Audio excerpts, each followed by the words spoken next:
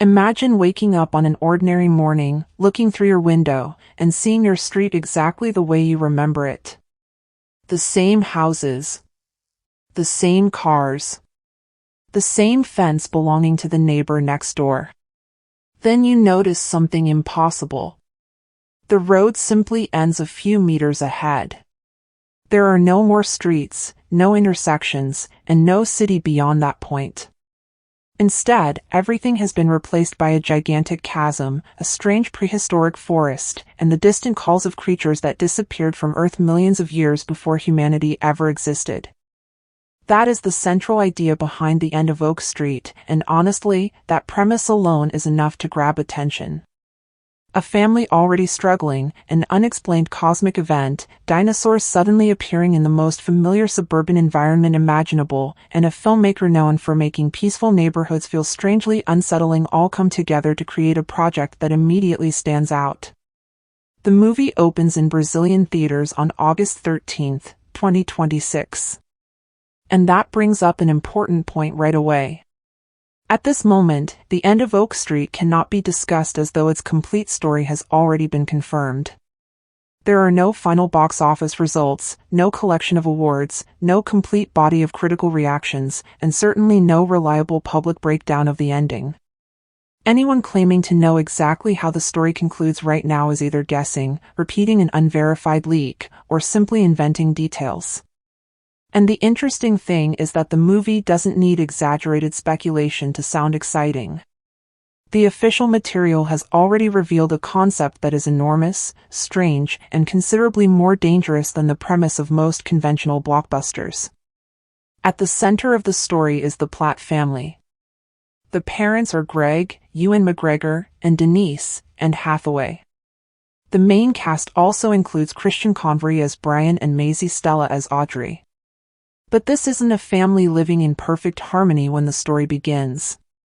Long before the impossible event takes place, there are already cracks beneath the surface.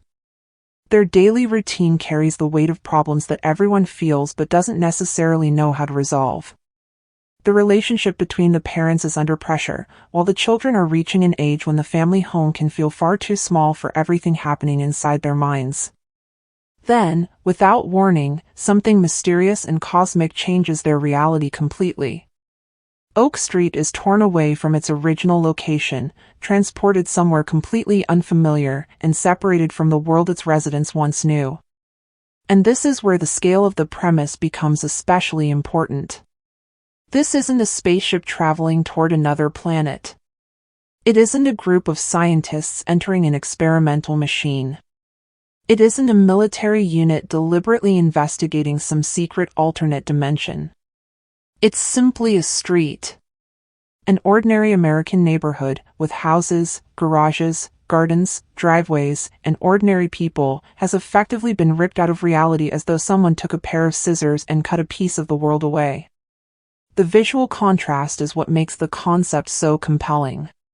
On one side is the familiar environment that was supposed to represent safety, homes, lawns, fences, and everything people associate with normal life.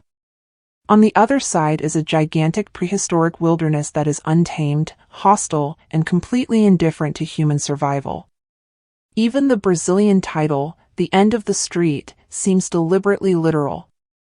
The road actually reaches its end. But the phrase carries a second meaning as well. Perhaps the life these characters knew also ends at that point. Maybe it's where a family can no longer escape the problems they've been avoiding. It could represent the boundary between comfort and survival, between civilization and something far older. And perhaps that is where the movie discovers its real identity. Yes, dinosaurs are naturally spectacular. They dominate much of the visual appeal of the posters and trailers. But creatures alone cannot sustain a 2-hour story. What truly matters is how ordinary people react when everything they believed was permanent suddenly disappears.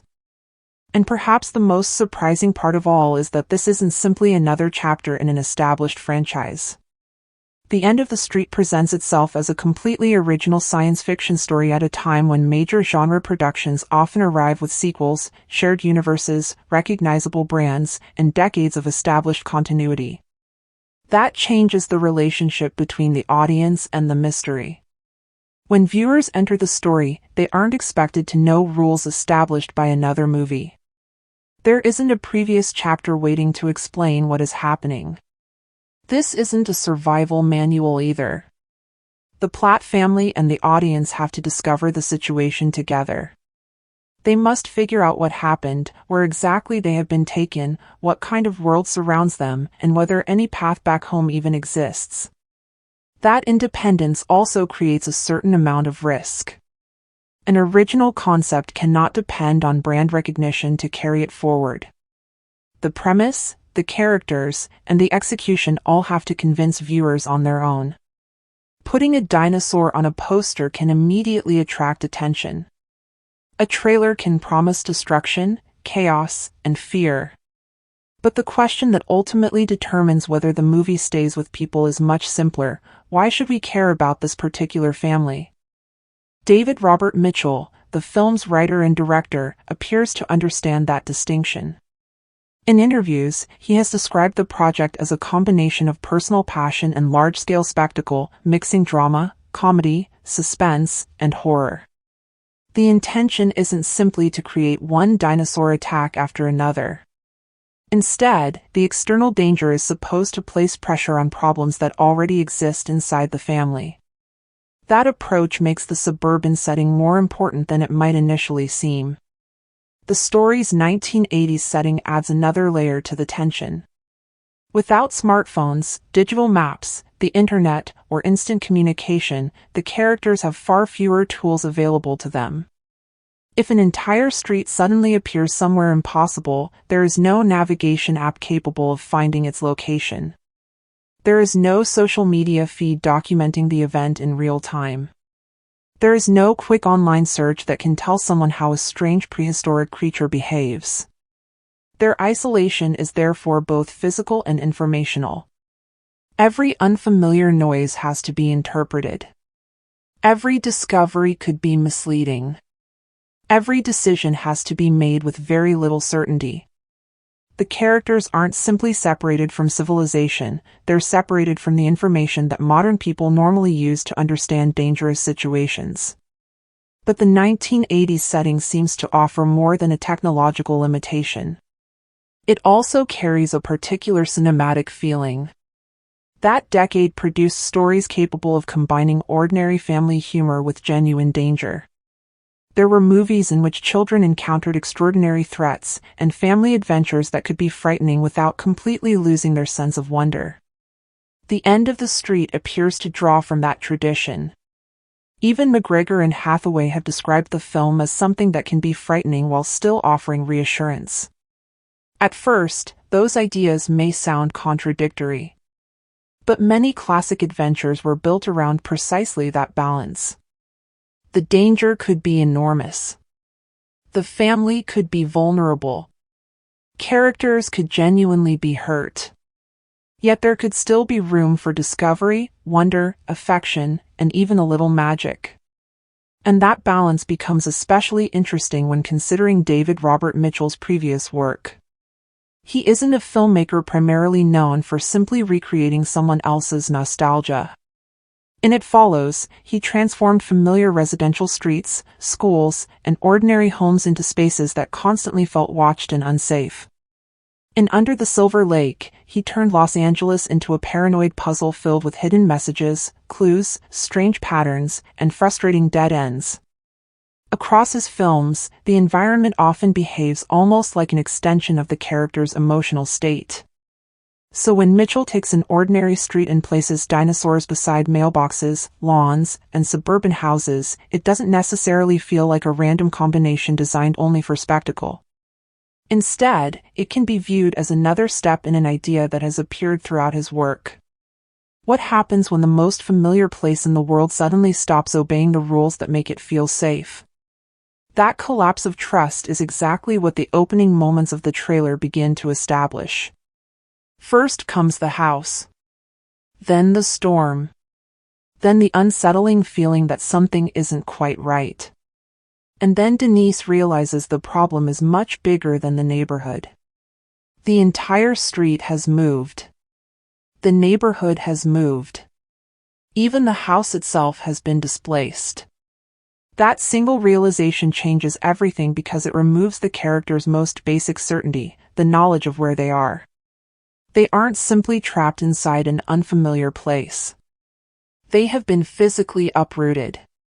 Oak Street has somehow been carried into another reality rather than the outside world coming to them. And the images communicate that idea more effectively than any complicated scientific explanation could. Houses stand against an impossible landscape. Cars sit dangerously close to the edge of the pavement.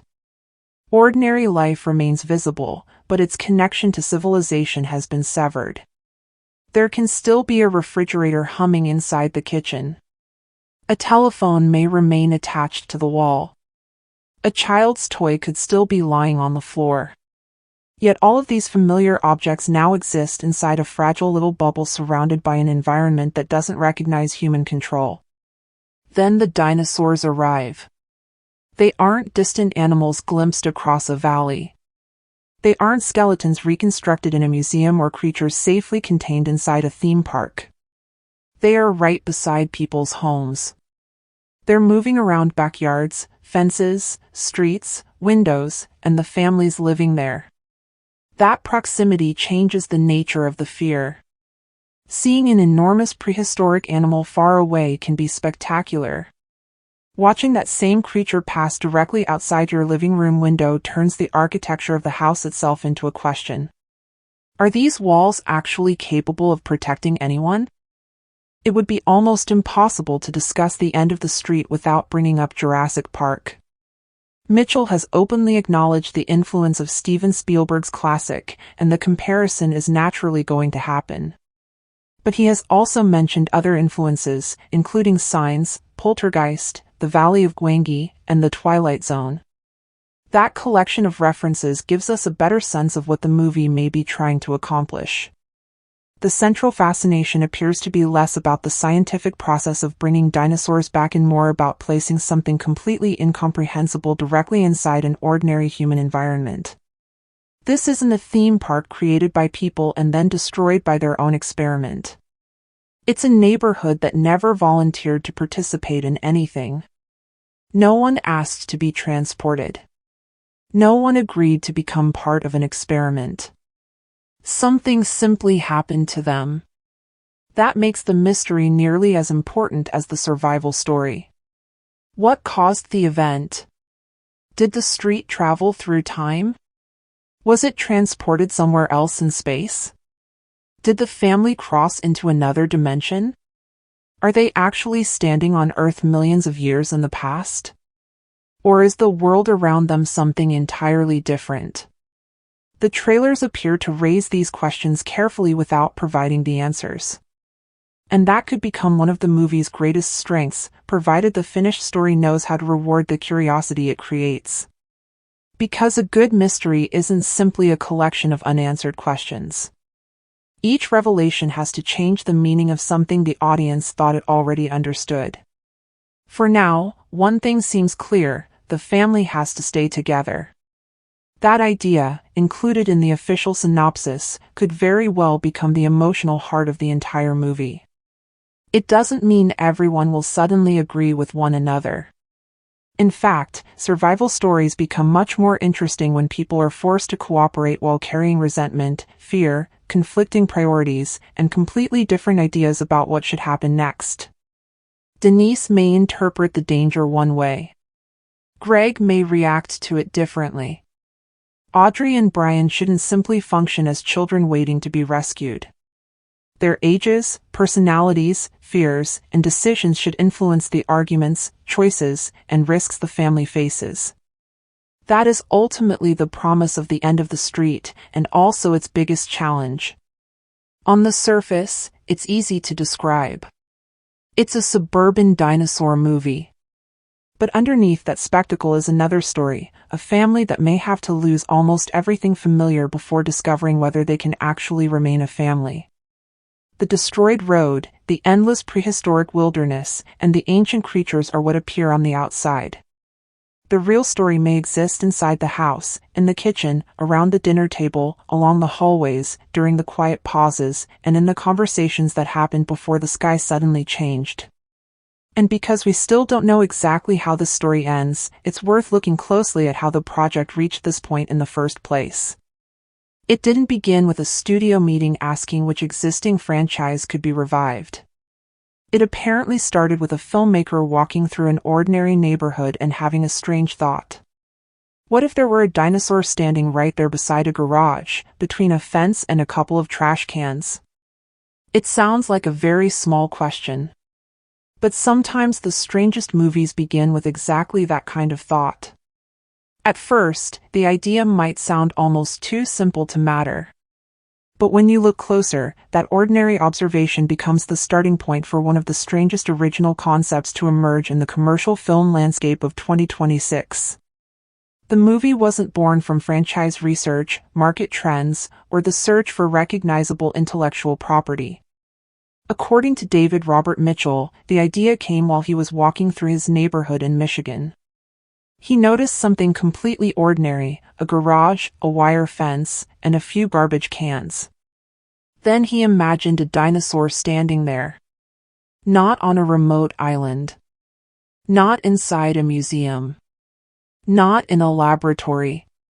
Just behind someone's house, as though a creature from another age had wandered into the least dramatic environment imaginable and was casually searching for something. The contrast stayed with him. That collision between the extraordinary and the completely familiar eventually became the foundation for the screenplay. And understanding that origin helps explain why the dinosaurs in the end of the street don't necessarily represent grandeur or spectacle first. Their real purpose begins with the invasion of ordinary life. The garage matters just as much as the dinosaur. In fact, the image becomes unsettling because of everything surrounding the creature. Picture an ancient predator standing among trash bags, bicycles, garden equipment, tools, and backyard fences. Suddenly, every harmless object becomes evidence that reality has gone terribly wrong. A bicycle isn't just a bicycle anymore. A fence isn't simply a fence. Even a familiar garage becomes part of an impossible scene. Mitchell had been developing the project for some time, but the production began gaining real momentum once Anne Hathaway became involved. According to the director, her arrival created something of a domino effect. Casting an internationally recognized actress gave a highly unusual original concept additional credibility. Then J.J. Abrams and Bad Robot entered the picture. That partnership brought in a production company associated with stories that deliberately hide information, encourage theories, and place ordinary characters in the middle of extraordinary events. Eventually, Warner Brothers took over distribution, giving the project the infrastructure needed to become a large-scale theatrical production designed for major screens and IMAX. For a while, however, the movie remained surrounded by secrecy. When the project was publicly announced in 2023, its description was deliberately vague, referring to an exciting and suspenseful encounter without revealing too much. That approach makes sense. If the dinosaur concept had been exposed immediately, the mystery might have been reduced to a single image before the film had even developed its final identity. The movie also spent part of its development under a different working title before becoming The End of the Street. Its schedule changed more than once before the eventual August 2026 release. Those changes don't automatically indicate production trouble.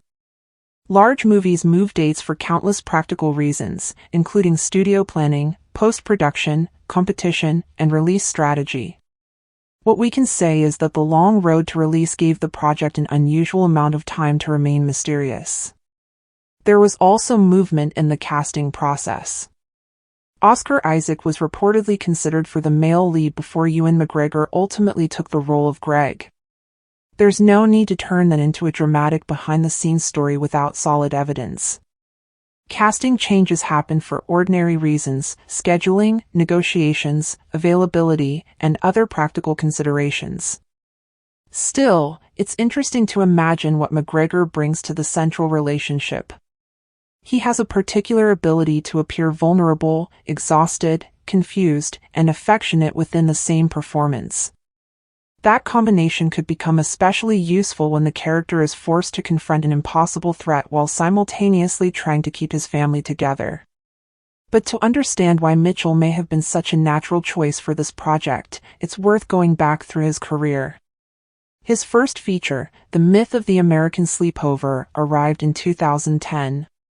It was a small, intimate story focused on teenagers experiencing the emotions and uncertainty of a summer night. There were no enormous digital creatures, dimensional gateways, or prehistoric landscapes. Instead, Mitchell was interested in something much quieter: what it feels like to be young, when the world can seem enormous and deeply personal at the same time. The film explored youth, attraction, suburban environments, and characters struggling to understand changes they couldn't completely identify. Those themes may appear far removed from dinosaurs, but underneath the surface, they point toward an idea that Mitchell has continued exploring throughout his career: what happens when familiar surroundings suddenly become unfamiliar, and when characters are forced to confront a transformation they don't fully understand. Then came It Follows, the film that brought David Robert Mitchell to a much larger audience 4 years later. Its central idea was simple, but deeply unsettling. An entity could take on different human appearances and slowly approach its victim. It didn't sprint. It didn't hide. It didn't need to attack immediately. It simply kept coming. What made the movie so effective wasn't an enormous rulebook explaining exactly how the creature worked. Instead, Mitchell turned almost everyone in the background into a potential source of danger. A person walking down the street could suddenly become terrifying. The director also understood how to make ordinary spaces feel threatening. Wide roads, abandoned houses, empty lots, and quiet suburban environments were photographed in a way that made the viewer constantly search the frame for something that might be approaching. The neighborhood wasn't merely a backdrop. It became a surveillance zone. To survive, the characters had to look farther than they normally would. That idea connects directly with the end of the street. Here too, the characters must learn to examine their surroundings differently once the familiar world stops behaving normally. A creature could be hiding beyond a fence. A garage could become either a shelter or a trap. A road that once seemed perfectly straight could suddenly lead directly to the edge of a massive drop. Mitchell has already demonstrated that he understands how camera movement, distance, and depth can make audiences anticipate danger before the editing confirms what they're supposed to fear. With Dinosaurs, that skill could create suspense without requiring every threat to arrive through a sudden attack. After It Follows, Mitchell directed Under the Silver Lake, released in 2018. The film followed a man through a strange version of Los Angeles filled with coincidences, theories, maps, songs, symbols, hidden messages, and unexplained connections. Its reception was much more divided, but that division also helped make it a subject of discussion because the movie constantly challenged viewers to decide what was genuinely meaningful and what might simply be paranoia or distraction. Mitchell seemed fascinated by stories in which discovering the answer can be just as disturbing as asking the question. The film also demonstrated his willingness to make projects that were larger, more complicated, and visually more ambitious. And now, The End of the Street becomes his first feature since then. The 8-year gap matters because this isn't a filmmaker working inside an established industrial franchise. Mitchell writes his own material, chooses highly personal projects, and repeatedly gravitates toward ideas that could become chaotic if they're not handled carefully. A neighborhood suddenly transported into a world filled with dinosaurs is exactly that kind of idea. In the wrong hands, it could become an expensive spectacle without a center. In the right hands, it could become something genuinely memorable. The difference will depend on whether the mystery is controlled with the same discipline as the emotional story. Mitchell has specifically mentioned the Twilight Zone as an influence, and that reference reveals quite a lot. Many stories from that legendary series began with an impossible disruption inside an ordinary environment. Someone would enter a seemingly empty town. A family would discover that the rules governing their world had changed. An everyday object would reveal a reality far stranger than anyone expected. The fantastic wasn't simply there for entertainment. It was used to examine fear, identity, morality, and human behavior. So the central question in The End of the Street may not simply be, how do they get home? It could be something more personal. Who do these people become when the society surrounding them disappears? Poltergeist is another important influence. In that 1982 classic, the suburban home became a point of contact with forces the family couldn't understand. The horror worked because it invaded the center of domestic life. The backyard, hallway, children's bedroom, and television could no longer be trusted. The familiar spaces of the home became threatening. The End of the Street seems to expand that idea dramatically. Instead of one house being removed from normality, an entire neighborhood is taken off the map. The family remains at the center of the phenomenon, but the phenomenon has grown so large that it stretches all the way toward the horizon. Another useful comparison is Signs. Rather than presenting an alien invasion as a giant military conflict unfolding across the planet, the movie narrowed its focus to one family living on a farm. The danger was experienced through fragments of information, strange sounds in the fields, distant news reports, things glimpsed but not understood, and the growing strain between family members. The fear came from what remained unseen. Mitchell appears interested in a similar reduction of scale. The event can be enormous, but the emotional story still has to fit inside one family. And then there is Mitchell's connection to classic dinosaur cinema. The Valley of Gwangi, released in 1969, is a particularly revealing reference because it combined Western imagery with prehistoric monsters. It demonstrates that dinosaur stories don't have to follow one specific formula. Of course, like countless filmmakers fascinated by these creatures, Mitchell has expressed admiration for Jurassic Park. But he has also made it clear that his goal is to find a different cinematic language. That isn't a rejection of Spielberg. It's an acknowledgement that dinosaurs existed on screen long before 1993 and can belong to many different genres: science fiction, fantasy, horror, adventure, spectacle, and even intimate family drama. And that final category may be the one that matters most for The End of the Street. Another misconception is the idea that recreating the atmosphere of the 1980s is simply a matter of adding bicycles, children, and nostalgic music. That version of nostalgia is easy to imitate, but it misses what made the best films of that era feel so distinctive. Their greatest strength was that they took childhood emotions seriously. Those stories allowed wonder and danger to exist side by side. They didn't treat hope as something childish or foolish, but they also refused to completely shield young characters from fear. There could be warmth and terror in the same story without either one canceling the other. That balance is reflected in Hathaway's description of The End of the Street as something both frightening and inviting. But there is an important difference here. Mitchell has never presented suburbia as a completely innocent or comforting environment. In his films, residential neighborhoods can represent loneliness, desire, secrecy, anxiety, and constant observation. Even when nothing appears unusual, there is often the sense that something could be happening just outside the frame. Combining that personal uneasiness with a much larger production may be one of the movie's biggest creative challenges.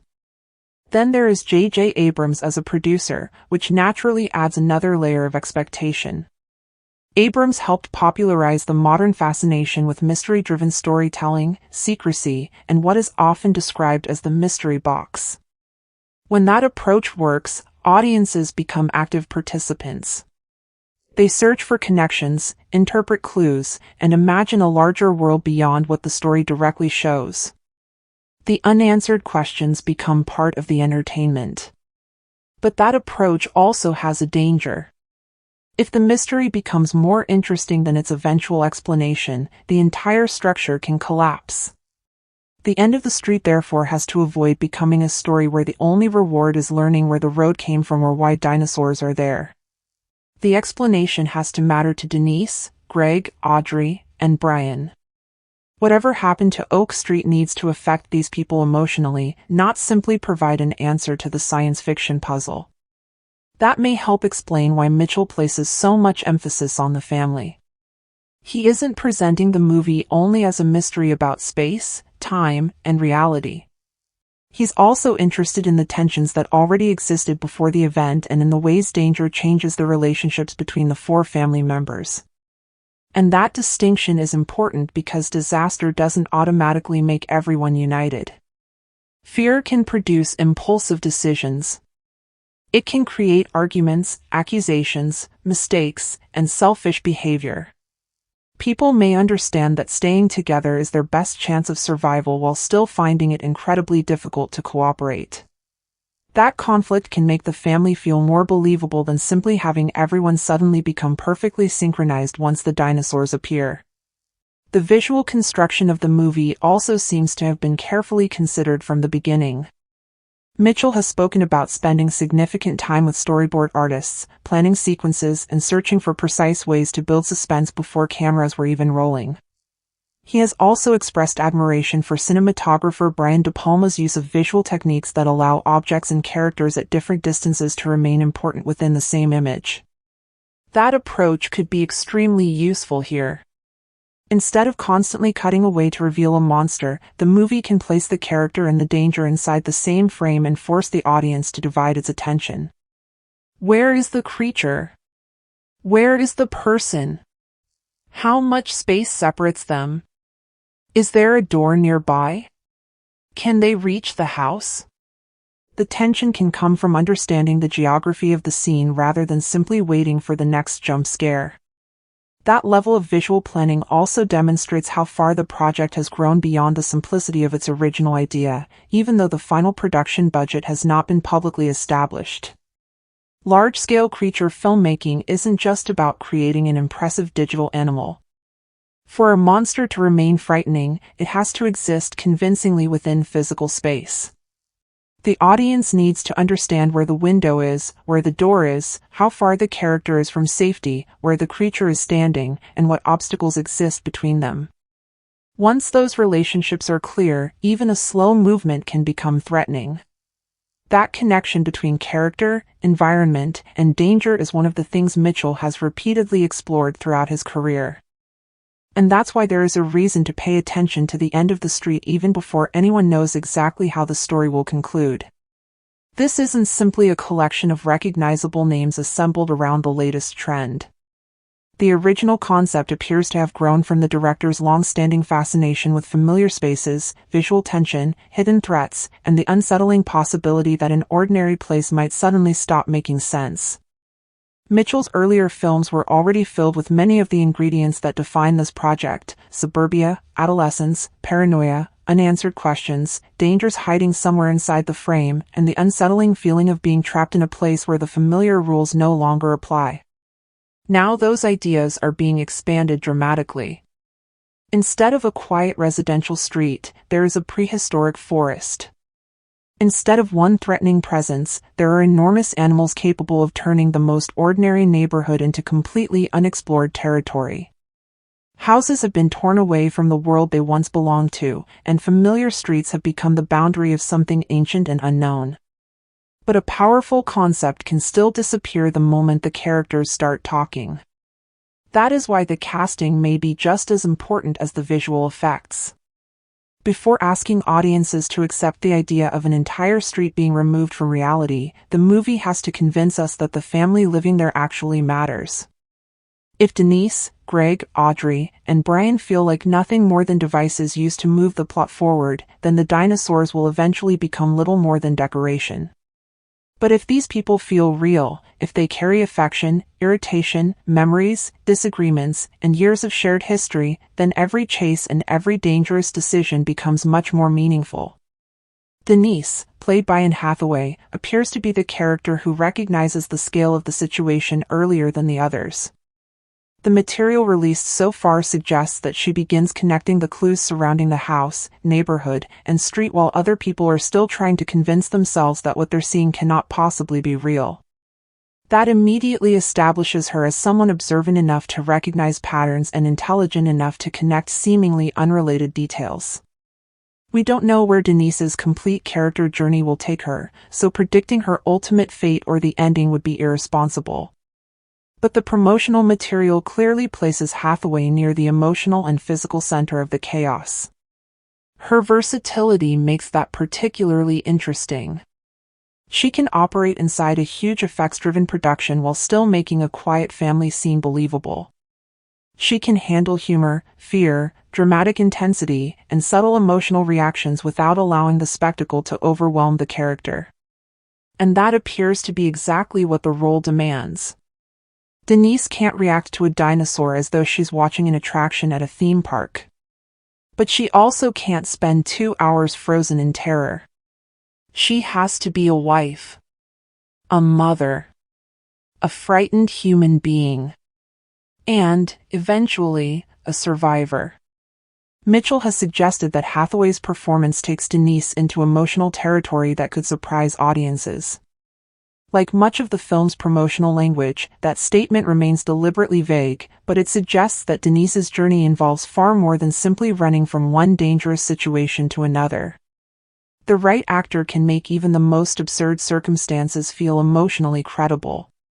When the situation is completely impossible, a performer who understands intensity can make the character's decisions feel grounded and human. There is also something compelling about seeing a familiar face placed inside such an outrageous scenario. Greg is played by Ewan McGregor. After Oscar Isaac was reportedly considered for the role before McGregor joined the project, the character appears to have been shaped as something very different from the traditional invincible father who always knows exactly what to do. And that could be a major advantage. The premise becomes stronger when the adults are just as confused and vulnerable as everyone else. Greg has to deal with a reality that has literally broken apart while also confronting problems that existed inside his marriage before the dinosaurs ever appeared. If he attempts to take complete control of every situation, that could create even more conflict. There is no instruction manual for surviving a cosmic event. McGregor's ability to portray vulnerability without losing warmth or charisma is particularly useful for a character like this. Even when playing heroic figures, he often carries a tired, recognizable humanity in his expressions, as though the character is searching for confidence that hasn't completely arrived yet. That quality could create genuine suspense here. Greg may desperately want to protect everyone. That doesn't mean he can.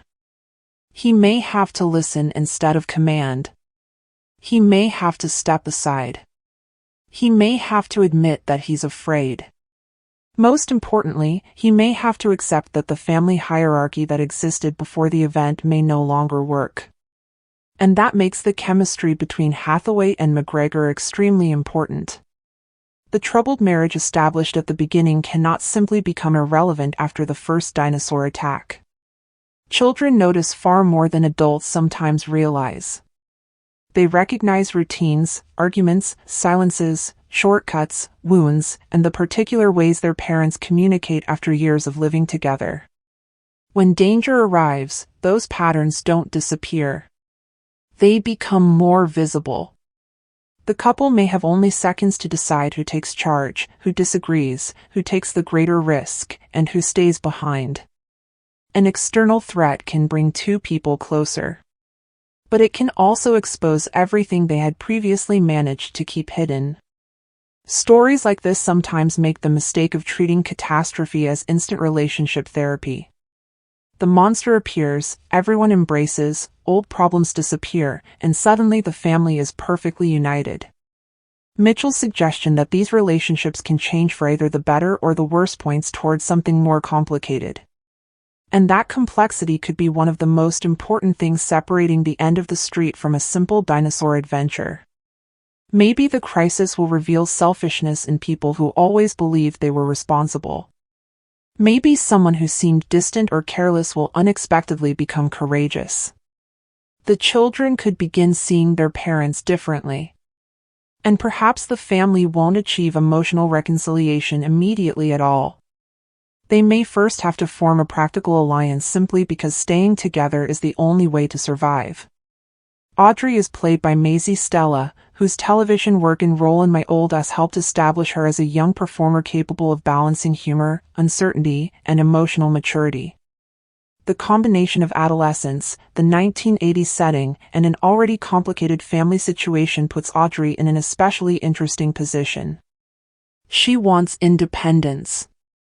She is at an age when leaving home, developing her own identity, and imagining a future outside the family are becoming increasingly important. Then suddenly, she's thrown into a prehistoric environment where the future she was imagining may no longer exist. That makes her situation particularly dramatic. The house she may have desperately wanted to escape could suddenly become one of the only familiar places left. That contradiction has enormous potential. Adolescence often comes with the feeling that nobody understands what is happening inside your head. But in the end of the street, nobody understands what is happening outside the house either. Audrey could experience the disappearance of her future more intensely than anyone else. School, friends, plans, music, relationships, and all the possibilities she imagined for herself could disappear in a single event. Or the opposite could happen. Perhaps her age allows her to adapt faster than the adults. While Greg and Denise struggle to accept that the old rules no longer apply, Audrey might be among the first to understand that their previous life is simply gone. Brian is played by Christian Convery, who became widely known through Sweet Tooth, a series that combined fantasy, danger, childhood, and survival in a world transformed by extraordinary events. That background means Convery already has experience portraying a young character surrounded by threats that require emotional reactions to coexist with large visual effects. But that doesn't mean Brian will simply repeat the same performance. For a child character to work in a creature-driven story, the reaction has to feel specific. The audience needs to believe that the child is actually seeing something impossible rather than simply responding because the script says the creature is frightening. Brian appears positioned to occupy that familiar space between fear and fascination. That can be a useful role in a family adventure because the child can bring the audience emotionally closer to the unknown. There is also an obvious danger in making him the stereotypical dinosaur expert who knows the name of every species. Nothing released so far establishes that kind of specialization, so there is no reason to assume it. In fact, it may be more interesting if Brian's understanding comes from the same simplified images most children encounter through toys, books, and popular culture, only to discover that real prehistoric animals don't behave according to those convenient ideas.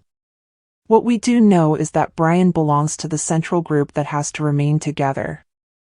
And the relationship between Brian and Audrey could become just as important as their individual relationships with their parents. Siblings have their own language. They can argue over something completely insignificant and then, seconds later, recognize a fear in each other that their parents don't notice. The crisis could force both of them to abandon the roles they previously occupied inside the family. In a world where the old social structure has disappeared, being the older sister may no longer automatically make Audrey the person in charge. Brian may not always accept protection from her. Or perhaps the two of them will develop a new way of cooperating that surprises even Greg and Denise. Then there is the supporting cast. The production has included performers such as Bethany Joy Lenz, Chris Coy, and others connected to the surrounding community, but the campaign has kept many of their specific roles hidden. That secrecy makes sense because the story doesn't relocate just one house. It relocates an entire neighborhood.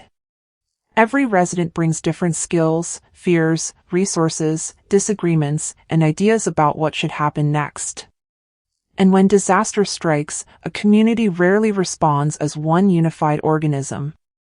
Some people will want to explore. Others will insist on staying inside. Someone may try to take control. Another person may refuse to follow anyone.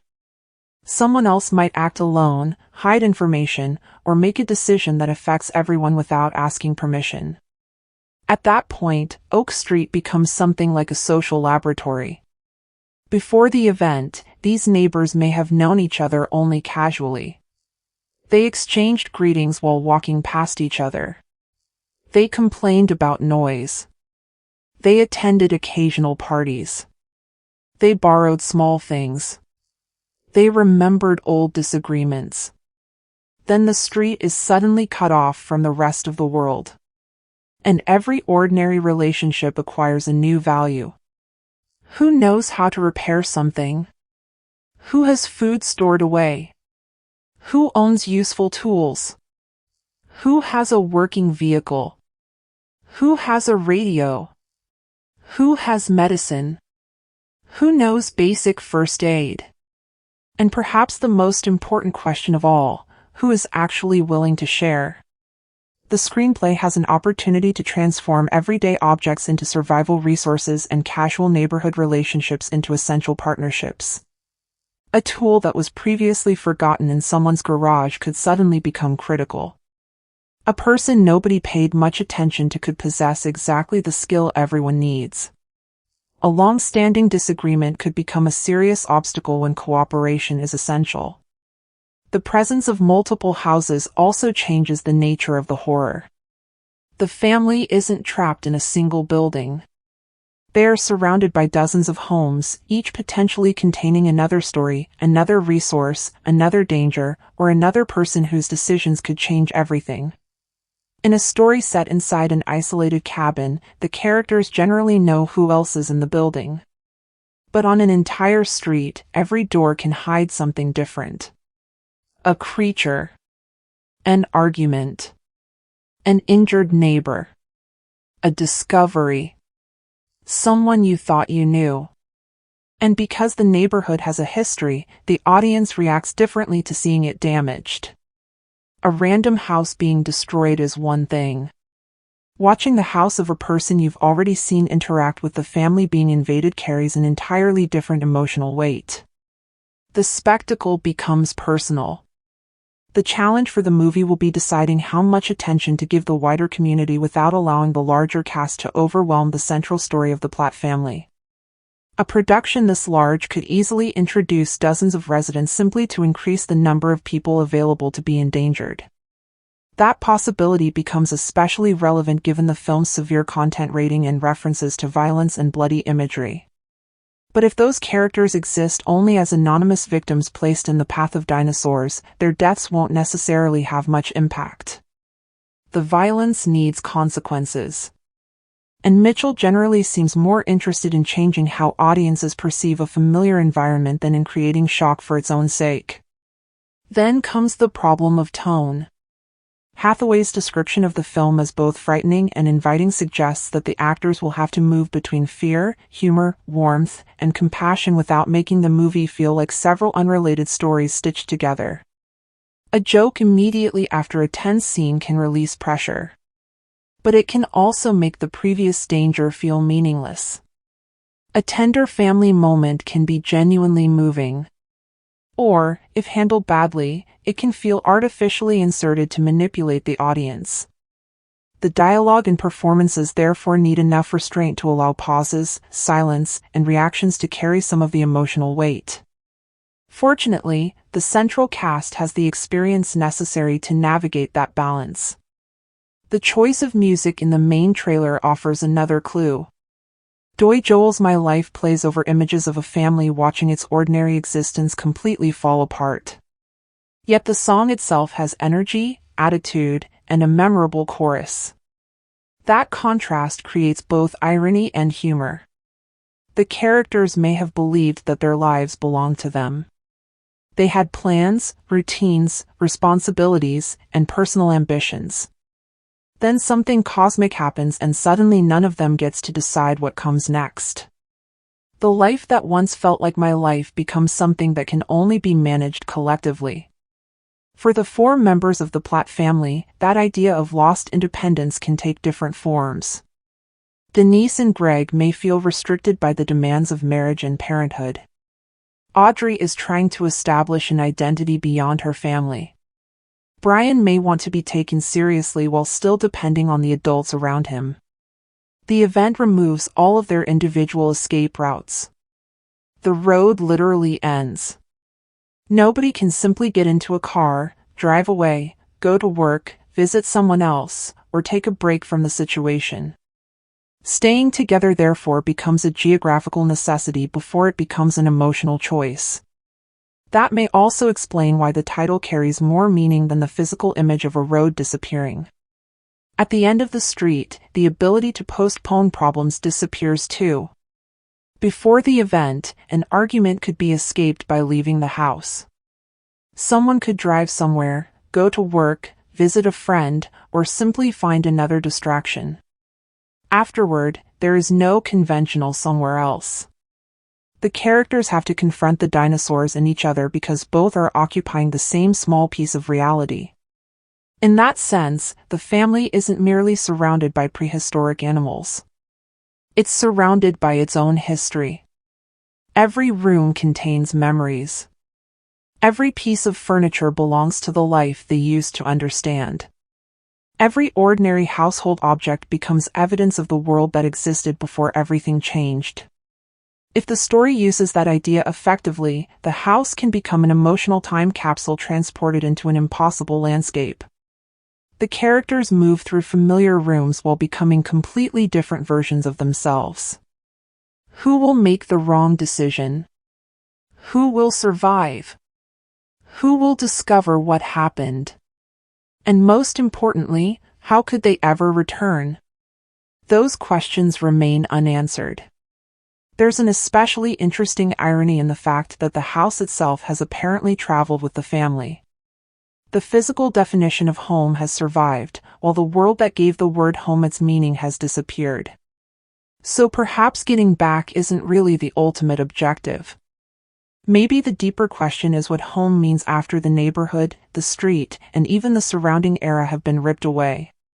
For that relocated house to feel convincing, the production has to maintain two completely different scales at once. The first is intimate. Faces, conversations, tiny gestures, bedrooms, kitchens, hallways, doors opening and closing. The second is enormous. Cliffs, forests, prehistoric animals, impossible landscapes, and an entire neighborhood apparently cut out of the world. If the movie concentrates entirely on spectacle, the family risks disappearing. But if it focuses exclusively on domestic drama, the extraordinary visual idea loses the impact that makes it worthy of a large theatrical screen. The entire production depends on finding the middle ground. One important part of that equation is cinematographer Mike Joulakis, who previously worked with Mitchell on It Follows. Joulakis has a distinctive ability to photograph environments in a way that makes them feel as though they're observing the characters right back. Instead of relying entirely on shaky cameras and rapid cuts to communicate danger, he often gives the viewer enough time to study the frame and discover something threatening within it. That technique is particularly well suited to suburban environments. Long streets, windows, fences, garages, driveways, walkways. Every one of those spaces can create a line of sight towards something dangerous. Mitchell has also discussed the use of split-focus imagery, a technique associated with Brian De Palma, as part of the film's visual approach. Put simply, the technique allows two elements positioned at different distances, one close to the camera and another farther away, to remain sharply visible at the same time. That means the audience doesn't have to wait for the camera to cut toward the danger. The threat can already be there. And the viewer has to notice it. This technique means the movie doesn't always need to cut back and forth between a character in the foreground and a possible threat somewhere behind them. The audience can see both at once, which creates a strange advantage over the character who doesn't realize what is happening.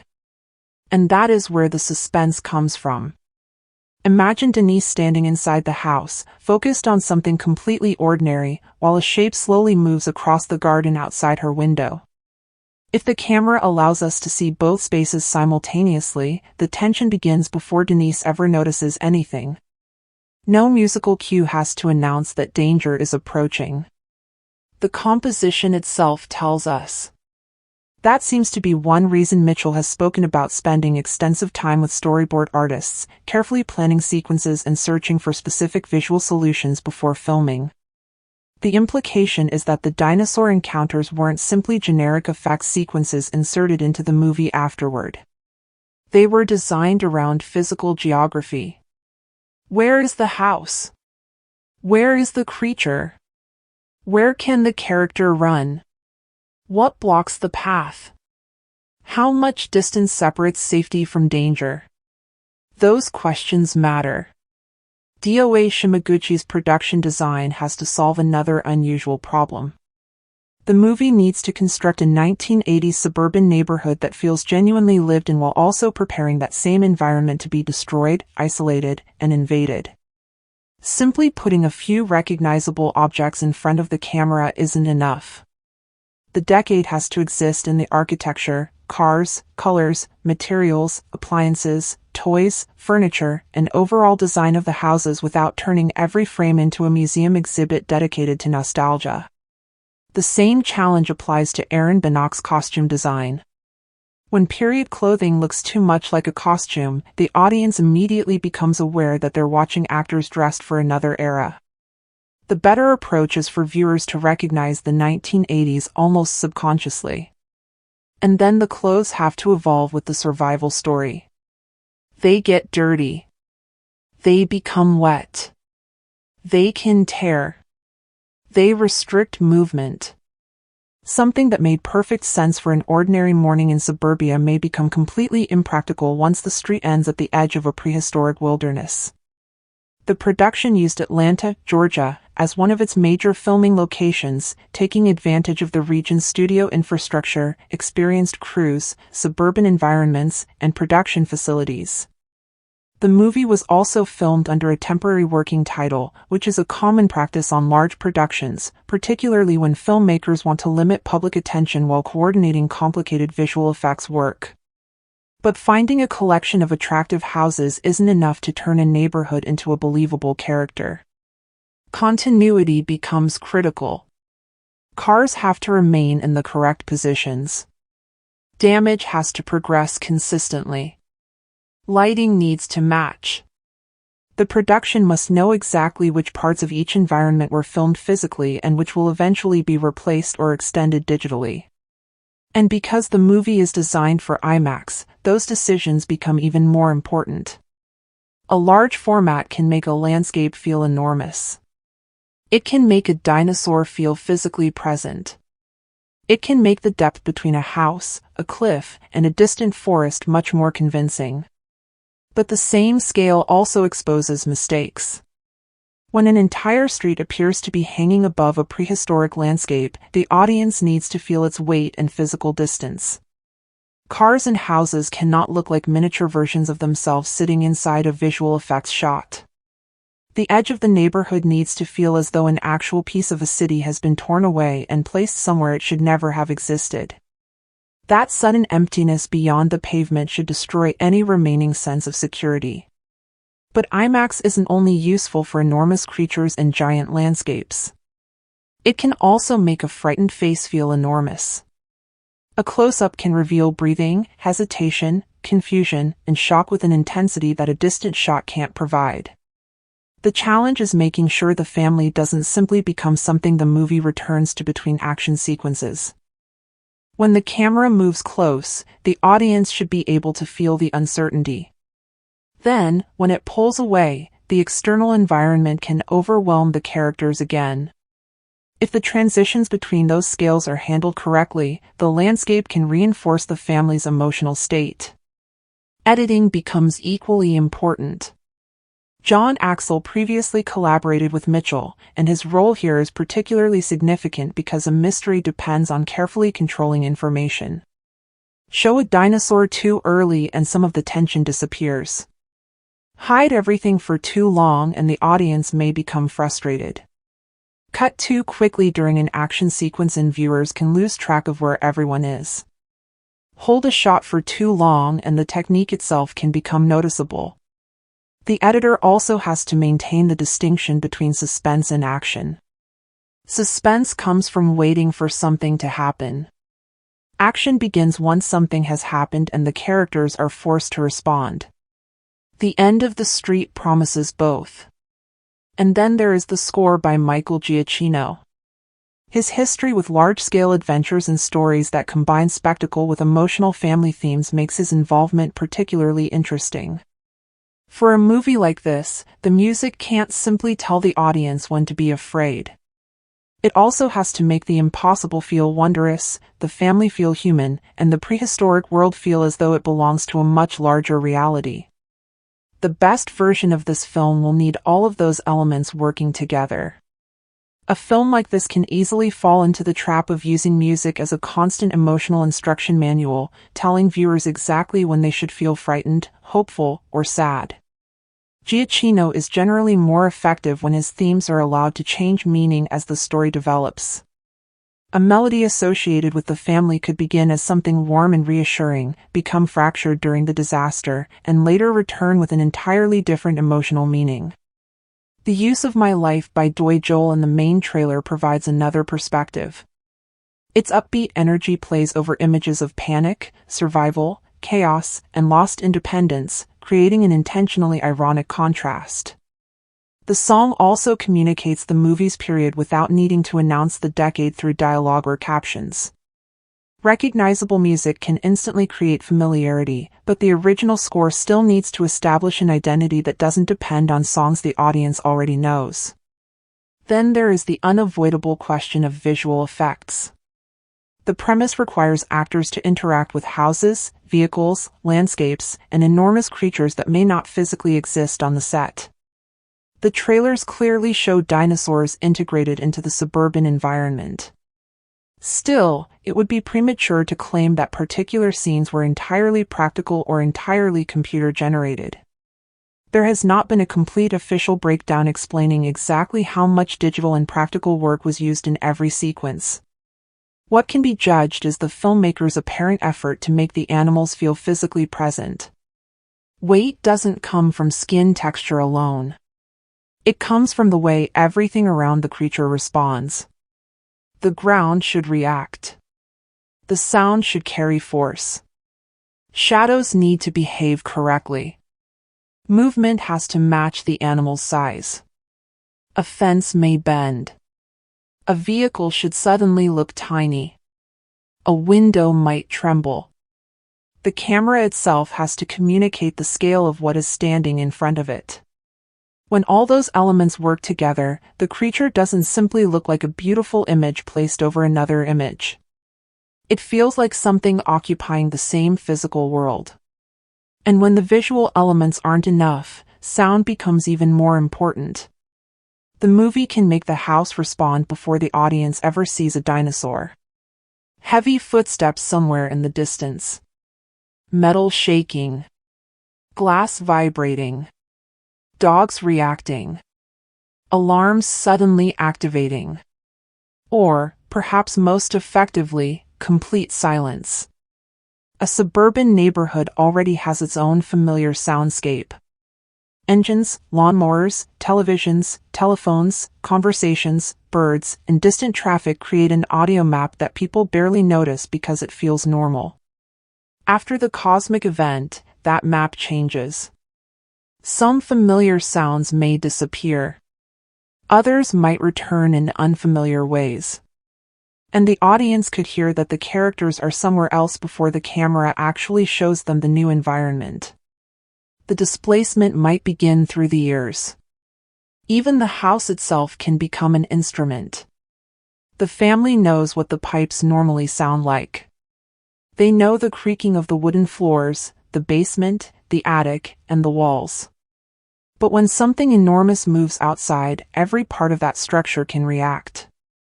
A vibration might be coming from the building, or a neighboring house, or something moving through the forest. Nobody knows. That uncertainty creates another connection with Poltergeist, one of Mitchell's acknowledged influences. In that film, the house itself became frightening. Here, the home can simultaneously function as shelter and warning system. Lighting introduces another layer. The story begins in an ordinary suburban environment before the cosmic event transforms everything around it. The promotional material already hints at storms, flashes of light, and dramatic changes in the sky. That gives the cinematography an opportunity to redefine the same location repeatedly. A street that once looked warm and familiar in daylight can become completely alien when illuminated by a sky that doesn't belong there. Even the time of day could become psychologically unreliable.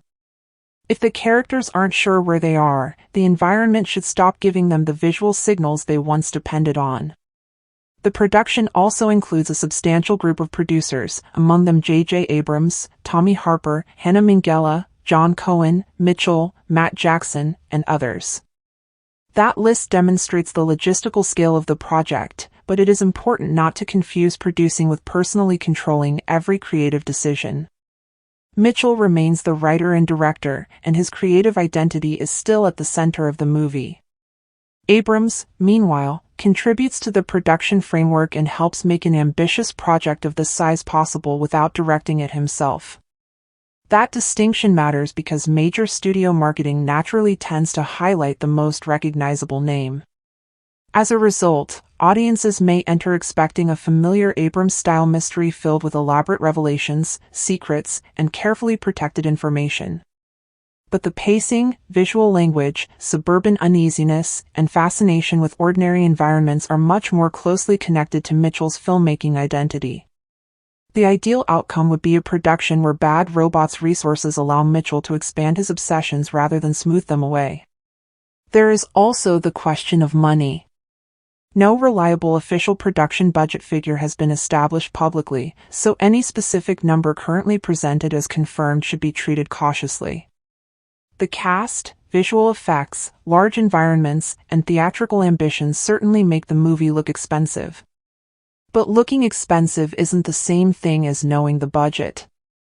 The same caution applies to box office predictions. Before the film has actually reached audiences and generated real results, forecasts are still forecasts. The scale of the movie may suggest enormous commercial potential, but potential is not the same as performance. And ultimately, the most important financial question may come after the spectacle has been seen, whether audiences leave the theater remembering the dinosaurs, or remembering the family that found itself trapped at the end of the street. Before the premiere, there are expectations, not results. Keeping that distinction clear protects the analysis from one of the easiest mistakes to make, turning speculation into supposed fact. There is also conflicting information about the movie's runtime.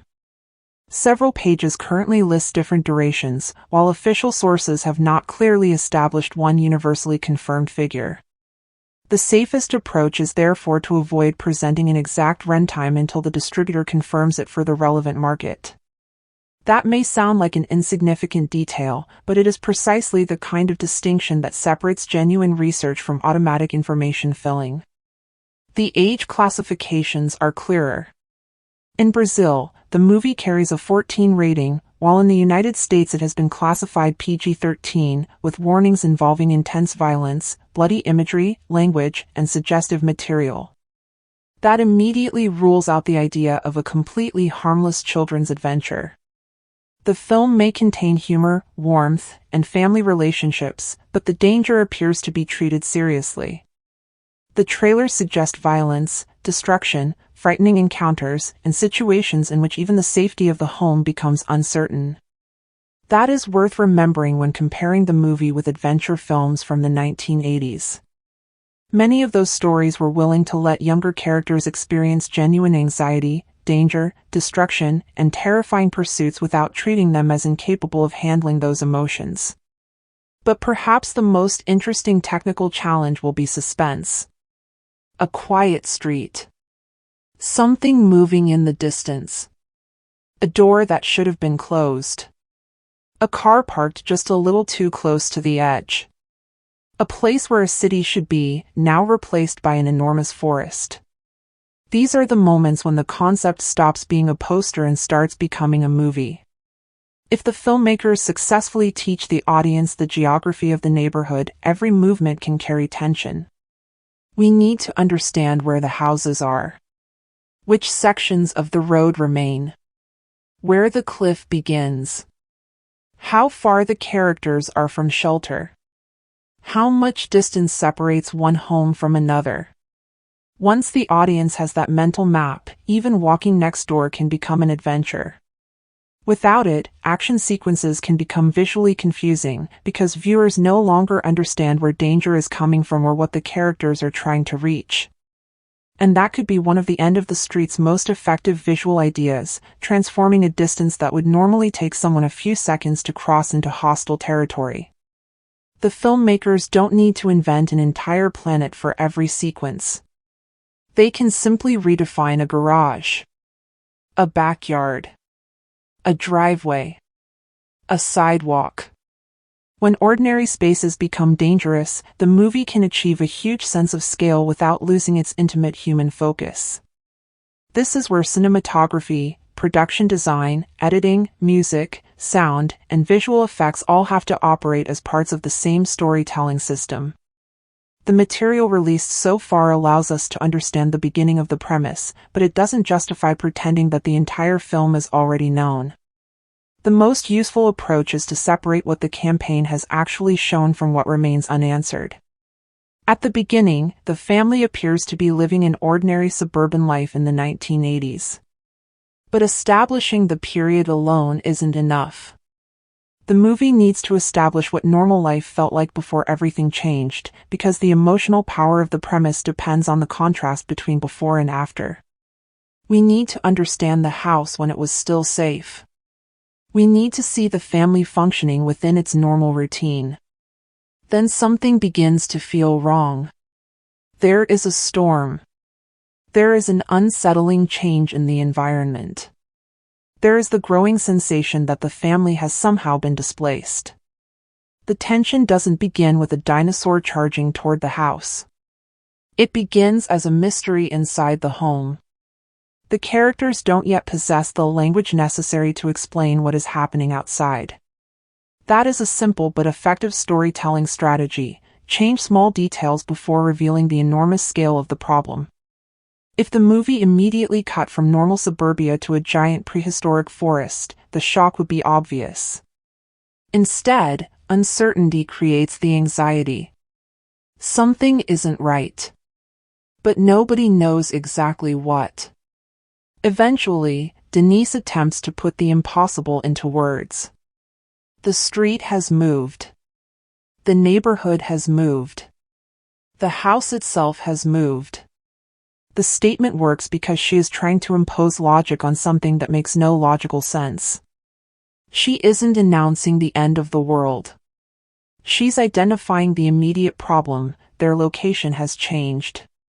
Reaching that conclusion requires observation.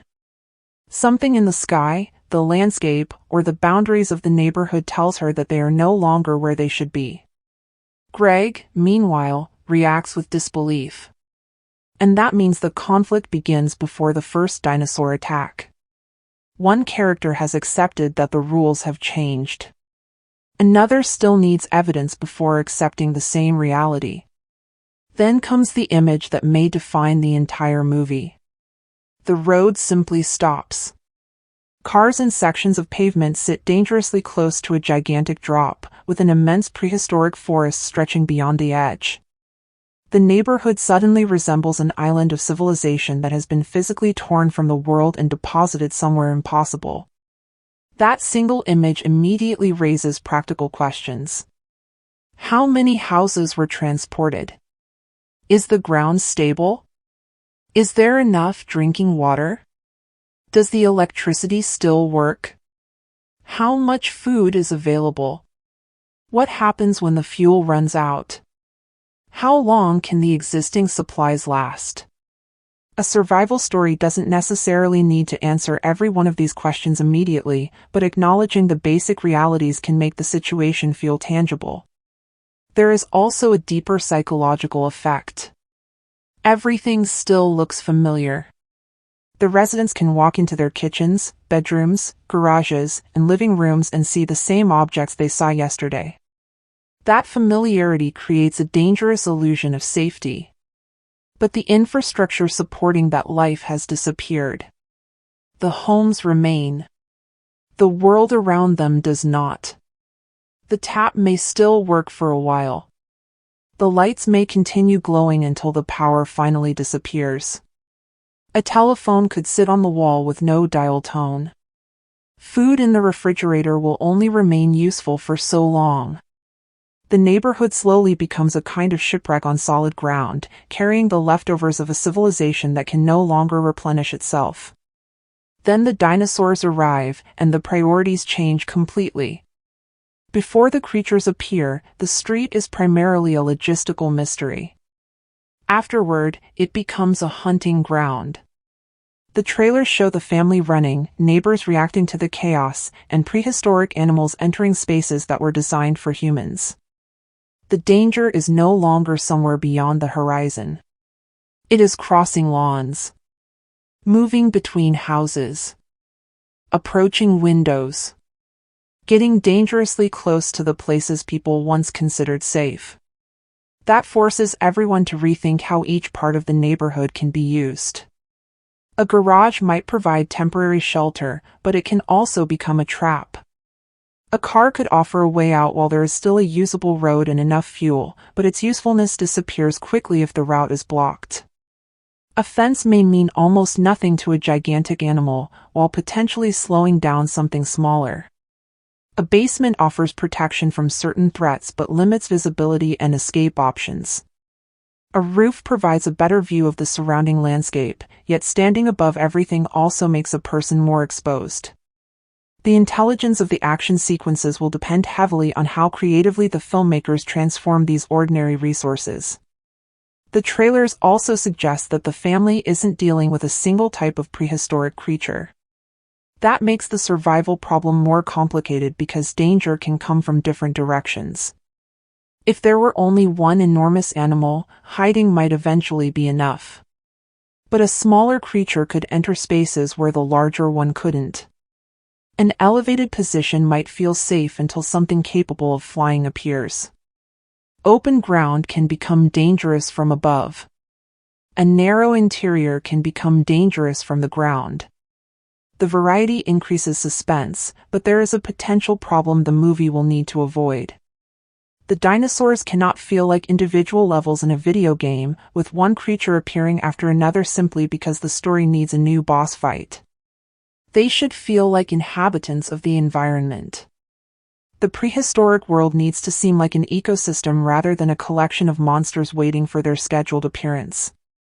And the biggest unanswered question remains geographical.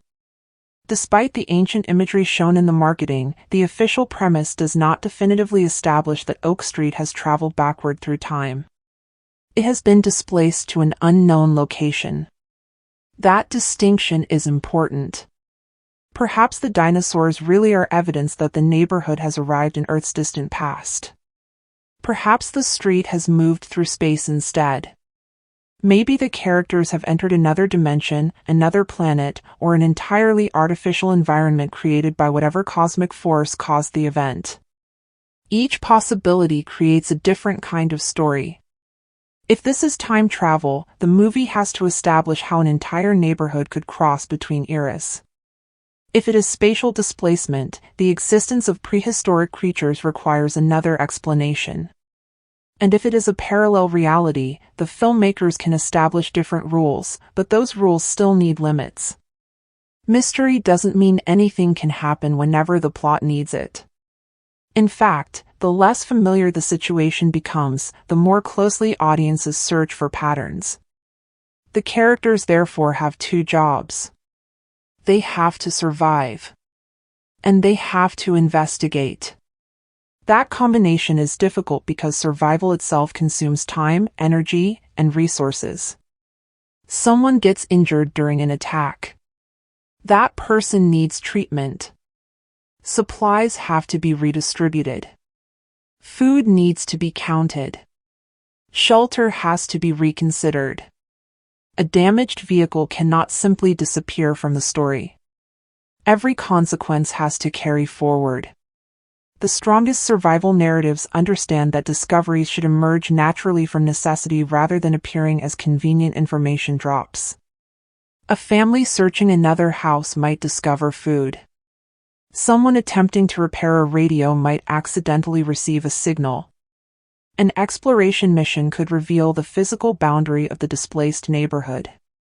A search for a missing resident could uncover something much more important about the phenomenon itself. And these objectives create another source of conflict among the neighbors. Should they stay together or spread out? Should everyone remain inside one heavily protected house? Should they explore? Should they make noise to scare creatures away? Or should they remain completely silent? Is it better to wait and hope the phenomenon reverses itself? Or should they attempt to cross the forest and find another route home? There is no obviously safe answer. Every decision carries a different kind of risk. That is what can make the premise work beyond its initial visual appeal. Oak Street may be familiar, but familiarity doesn't mean abundance. Its houses, vehicles, food, electricity, tools, and people are all finite resources. And once the outside world disappears, every ordinary thing becomes something that has to be measured, protected, and eventually replaced. The street may look exactly like home, but it is no longer capable of supporting the life that once existed there. There may be answers somewhere beyond the neighborhood, but the outside world also contains dangers the family cannot predict. That creates another difficult choice for Greg and Denise. One of them might believe that staying where they are is the safest way to protect the children. The other might eventually decide that remaining in one place is simply another form of slowly running out of options. And the children won't necessarily remain passive observers. Brian and Audrey can hear their parents arguing, watch their decisions, and reach conclusions of their own. Once young people realize that the adults don't possess all the answers, the balance of authority can begin to shift. They stop asking only, "What should we do?" They start thinking about what they can do themselves. The marketing appears to emphasize togetherness while also showing panic, arguments, movement, and disagreement. That suggests the story probably isn't about 4 people sitting inside a house until someone comes to rescue them. At some point, the Platt family may have to become an active unit. Perhaps everyone initially runs in the same direction simply because survival is instinctive. Later, they may discover that surviving requires something more complicated: communication, coordination, observation, and an understanding of what each person can contribute. That is a reasonable narrative possibility, not confirmed information about specific scenes. The same caution applies to potential deaths. Given the film's rating and the violent imagery shown in the promotional material, it is reasonable to expect consequences. But that doesn't tell us which characters might die, whether anyone dies at all, or how such a loss would affect the survivors. Inventing victims simply to make the story sound more dramatic would be misleading. Still, a movie built around dangerous prehistoric animals has to establish that the threat carries real consequences. If nothing meaningful can happen to anyone, the dinosaurs eventually become decoration. Time is another variable that could dramatically change the story. How long does the crisis actually last? Hours? Days? Weeks? The trailers compress events, so they don't provide a reliable answer. If only a few hours pass, the story remains dominated by shock, confusion, and immediate survival. After several days, different problems become unavoidable. Water, food, hygiene, sleep, injuries, leadership.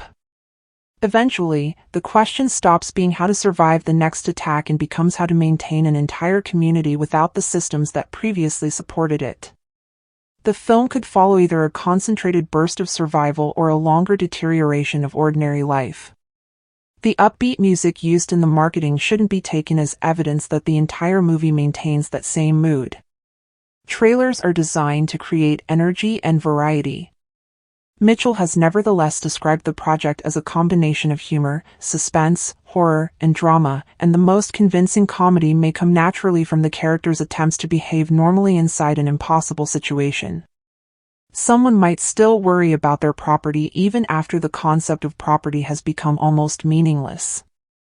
A neighbor could insist on maintaining social rules despite the disappearance of any authority capable of enforcing them. An ordinary household object might suddenly become essential, creating an argument over who gets to use it. Those situations don't require characters to make jokes about danger. The humor can come from denial. People often try to apply familiar routines to unfamiliar circumstances because doing so gives them the illusion that life remains controllable. Adventure stories have long understood this. Characters can be funny without intentionally trying to entertain anyone. Sometimes laughter is simply a defense mechanism against fear. But the biggest questions remain protected behind the third act. We don't know exactly what caused the displacement. We don't know whether another human force is involved. We don't know whether Oak Street can return. We don't know whether the ending closes the mystery or leaves the possibility of something larger. And we don't even know whether the dinosaurs are ultimately the greatest danger. That last point matters. If the cosmic phenomenon exists only as a convenient mechanism for placing prehistoric animals inside suburbia, then the mystery risks feeling superficial. The premise appears to promise something more substantial. For the ending to truly work, 3 different storylines need to connect. The first is physical. What happened to Oak Street, and how can these people survive in their new environment? The second is intellectual. What exactly is this phenomenon, and why did it happen? The third is emotional. What happens to Denise, Greg, Audrey, and Brian as a family once the world they understood disappears? Answer only the first question and you get an effective survival adventure. Answer only the second and you risk producing an elaborate explanation that doesn't emotionally matter. Answer only the third and the supernatural premise can begin to feel like an excuse. But connect all 3, and the movie has the opportunity to become something considerably more memorable. Because underneath the dinosaurs, the displaced neighborhood, and the cosmic mystery is a surprisingly simple question. What makes you keep moving when every road appears to end? The street has reached its physical limit. Greg and Denise's marriage may already be approaching its own emotional boundary. Audrey and Brian are growing into lives that their parents can no longer completely control. And the 1980s setting represents a world that, from the perspective of modern audiences, has already disappeared. Everything in the story contains some form of ending. The cosmic event simply turns those metaphorical endings into literal geography. That is why the movie doesn't necessarily need to explain every detail as quickly as possible. The most interesting destination may not be finding out where the road went. It may be discovering what the people standing at its edge are willing to become. The movie needs to show not just that the environment has changed, but how that transformation feels to the people trapped inside it. The first night without the city. The first stretch of unnatural silence. The first time someone sees a creature up close. The first decision that cannot be undone. Those are the moments that create lasting memories for the characters. Anything beyond those broad possibilities should remain speculation until audiences actually see the film. That uncertainty may even be part of the appeal. The premise becomes more intriguing when the audience is allowed to imagine what exists beyond the edge of the pavement. The marketing has deliberately built itself around questions. Eventually, the road reaches its limit. And then the movie has to answer the more important question. Is it worth going beyond it? Beneath the dinosaurs, strange skies, and impossible landscapes, the end of the street appears to be exploring something much more familiar, the illusion of control. Before the event, the characters probably believe they understand the scale of their problems.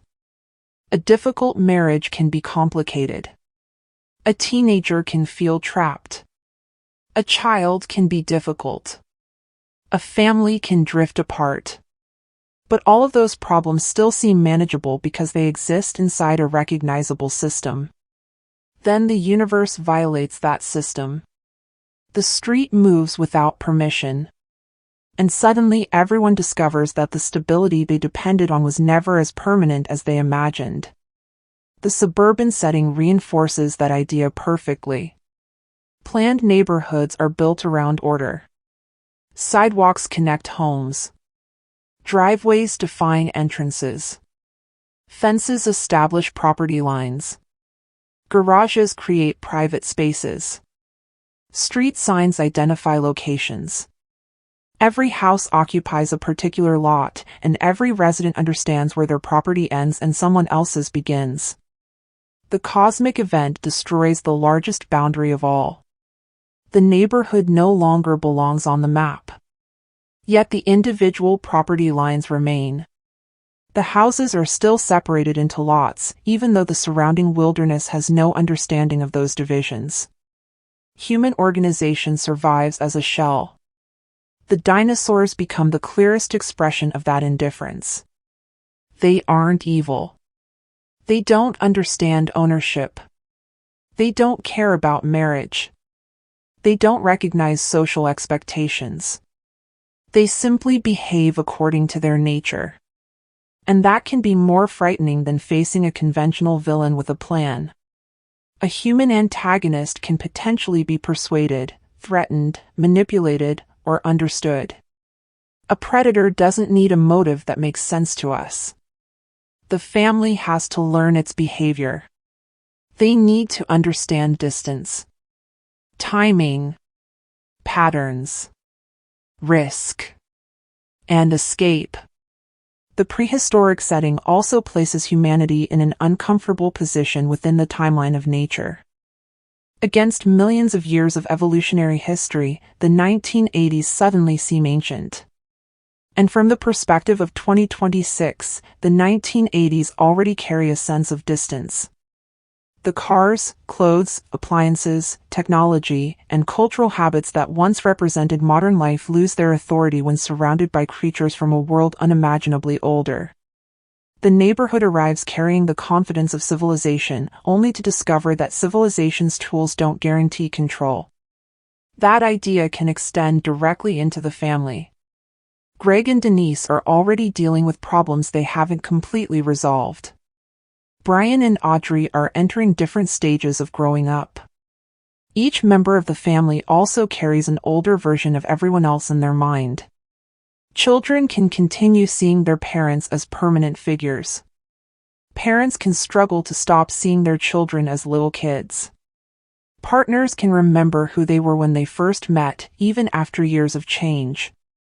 The prehistoric environment makes that inability to move forward into a literal survival problem. To adapt, some of them may have to abandon the roles they've been performing for years. The phrase "stay together" sounds simple on its own. But unity doesn't mean agreement. A healthy family isn't necessarily one where everyone thinks the same way. It's one where disagreement doesn't destroy the ability to care for one another. Danger may force cooperation, but the real question is whether the characters actually listen. Greg and Denise can remain physically close while being emotionally distant. Audrey and Brian can live under the same roof while experiencing completely different fears. The relocation of the entire neighborhood creates another layer of separation. Before the event, these residents belong to something much larger. They are connected to a city, a country, schools, businesses, emergency services, transportation networks, neighbors beyond their immediate street. Then all of those connections disappear at once. The houses remain standing. But the system that gave those houses meaning is gone. The residents are effectively reduced to a tiny population. There is no obvious government structure. No functioning marketplace. No nearby hospital. No visible police presence from the outside world. And once the institutions that previously maintained order disappear, the remaining people have to decide for themselves which rules still matter. A crisis like this immediately exposes differences between people. Some houses will have more supplies. Some residents will possess useful tools. Others may have practical skills, medical knowledge, information, or resources that everyone else suddenly needs. That creates the possibility of unequal power developing inside a neighborhood that once appeared relatively ordinary. The movie could explore both solidarity and fear. People may help one another. They may protect their belongings. They may share supplies while simultaneously worrying about running out. And the most interesting tension can emerge when both instincts exist inside the same person. Someone can genuinely want to help their neighbors while still being terrified of losing everything they have. The displaced neighborhood begins to resemble an island. Except this isn't an island surrounded by water. It's an island made from asphalt, houses, cars, and broken infrastructure. Stories built around isolated islands often strip characters away from society so their relationships can be tested. The End of the Street does something similar without giving the characters a blank environment. They bring their old lives with them. Their memories come with them. Their prejudices come with them. Their arguments come with them. Their comforts come with them. Their unresolved problems come with them. The challenge isn't simply constructing shelter. It's deciding which parts of their old society deserve to survive. And the end of the road becomes the perfect visual representation of that problem. Roads usually suggest movement. They connect places. They create choices. They point toward somewhere else. They imply a future destination. This story takes that most basic promise and destroys it. The pavement ends at a drop. There is no obvious route forward. And the path behind them has effectively been severed as well. So the characters can't continue living by the old rules. They have to invent a new way forward. That physical problem mirrors the family's emotional situation. It reflects the marriage. It reflects the children's transition into adulthood. It reflects the disappearance of the future everyone once assumed was waiting for them. The 1980s setting makes that idea even more interesting. For the characters, the decade isn't nostalgia. It's simply the present. They still imagine the years ahead. They expect careers, relationships, technological changes, personal growth, and